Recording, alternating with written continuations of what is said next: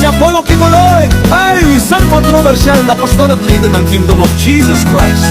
Isang relihiyosong organisasyon na nakabase sa Davao City, Pilipinas. Narito ang ilang mga bagay na nagawa niya pagtatag ng Kingdom of Jesus Christ. Si Kibuloy ay kilala sa pagtatag ng Kingdom of Jesus Christ, isang simbahan na may malaking bilang ng mga miyembro sa Pilipinas at sa ibang mga bansa. Ang simbahan ay nagbibigay ng iba't ibang mga serbisyo, kabilang ang mga programa sa pangangalaga, sa kalusugan, edukasyon at pag-unlad ng komunidad. Pagiging isang kontrobersyal na figura, si Kibuloy ay naging kontrobersyal na figure dahil sa kanyang mga pag-aangking, kabilang ang pagiging anak ng Diyos at ang kanyang mga pampulitikang paninindigan. Siya ay naging malapit na kaalyado ni Pangulong Rodrigo Duterte at nagbigay ng suporta sa kanyang kampanya.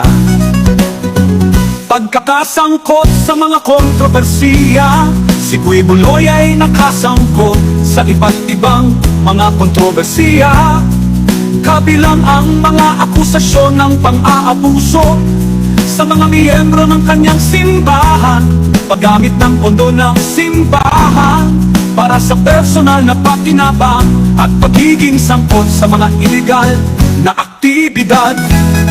Pagkakasangkot sa mga kaso, si Kibuloy ay nakaharap ng mga kaso sa Estados Unidos, kabilang ang mga kaso may kinalaman sa human trafficking at pag-aabuso sa mga bata. Ang mga kasong ito ay hindi pa napatunayan at siya ay naghihintay pa rin ng paglilitis. Sa kabila ng mga kontrobersiya, si Kibuloy ay nananatiling isang mag-impluensyang figure sa Pilipinas at ang kanyang simbahan ay patuloy na lumalaki. Pagiging isang kontrobersyal na figure, si Kibuloy ay naging kontrobersyal na figure, the seeker, dahil sa kanyang mga pag-aangking, kabilang ang pagiging anak ng Diyos at ang kanyang mga pampulitikang paninindigan. Siya ay naging malapit na kaalyado ni Pangulong Rodrigo Duterte at nagbigay ng suporta sa kanyang kampanya. Pagkakasangkot sa mga kontrobersiya, si Kibuloy ay nakasangkot sa iba't ibang mga kontrobersiya.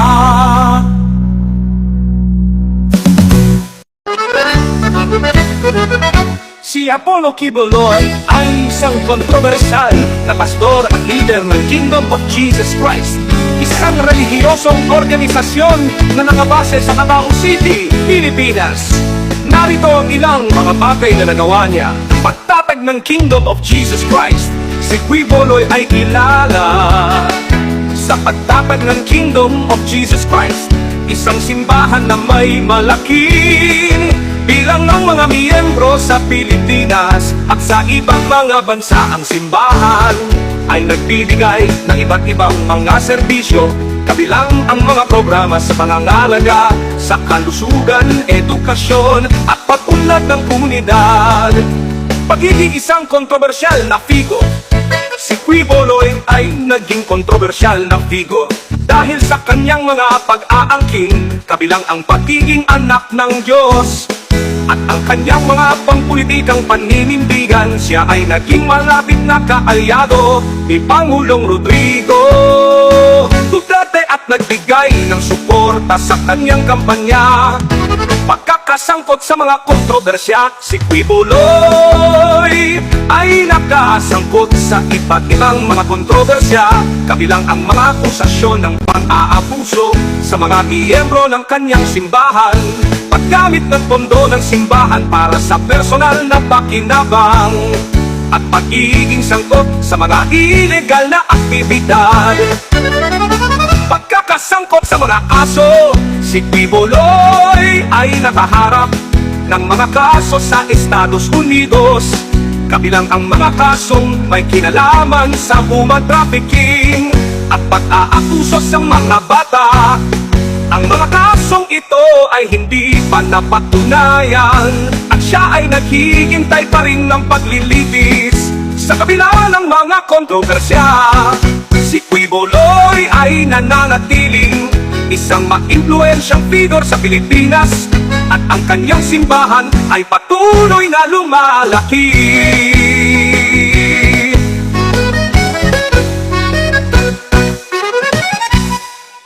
Ako ang may-ari ng kaluluwa nyo. Ako yung may-ari ng sanlibutan ngayon.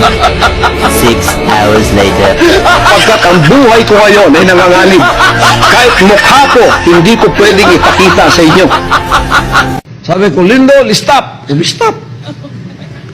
Tapos, pangalawa, yung mga 11 siguro yun. Nandyan si Ingrid, nandyan sino yung kasama ko, nagsusulat ako, Lumindol. Sabi ko na, stop! Eh di yung stop din. Pasalamat kayo sa akin. Oh, pasalamat kayo sa akin.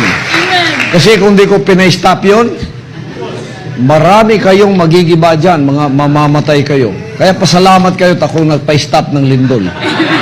Hindi ko sinabi to na walang witness, ha? May witness, marami. Nakapalibot sa akin. Sinigawan ko yung Lindol.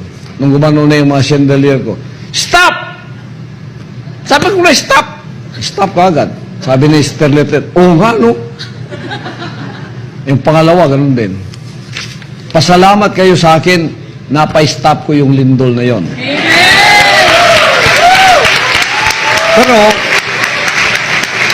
Pero, hindi ko na nasasabihin ito dahil baka ito ay sasabihin yung pagyayabang. Hindi ko sana sasabihin, minention mo lang na ako ang dahilan Oh. Wow, mali ang interpretasyon mo. Magsisi ka. Ano daw ang kondisyon ko kung ako ang mamuno sa bansang ito? Isa lang kondisyon ko. Isa ang kondisyon ko, ito lang. Alisin ang Senado, alisin ang Kongreso. Lahat ng budget, lagay sa kamay ko. Lahat ng pera ng Pilipinas, 5.6 trillion, ilagay sa kamay ko. In 5 years, gagawin ko superpower ang Pilipinas. Wow! Walang magnanakaw kahit 5 at walang makikialam na magnanakaw kahit 5 pag kayo ay tumulong sa akin.